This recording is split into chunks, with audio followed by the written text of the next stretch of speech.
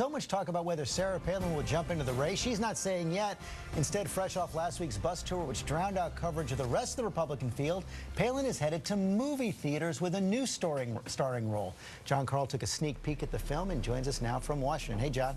Good morning, George. Well, this morning we get our first look at that new Sarah Palin movie. The filmmakers make no secret of their goal. It's to shake up the Republican presidential primaries.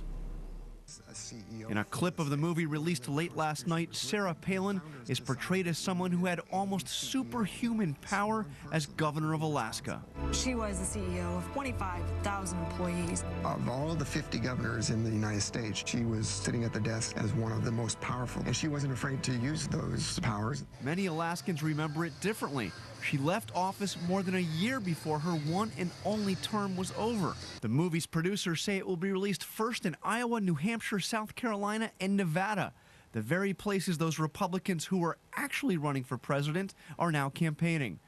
As for Palin herself, she's at her new Arizona vacation home for some R&R, a little break from her freewheeling bus tour. It's nice to get to take a little bit of break here and then kind of regroup and then get back out on the trail. The first leg of Palin's tour ended on an odd note when Palin was asked to say something about the great American patriot, Paul Revere. Who warned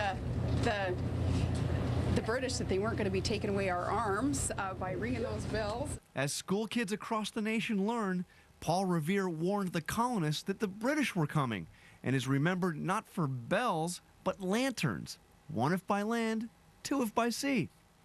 You know what? I didn't mess up about Paul Revere. Part of Paul Revere's ride, and it wasn't just one ride, he was a courier, he was a messenger. Part of his ride was to warn the British that were already there that, hey, you're not going to succeed.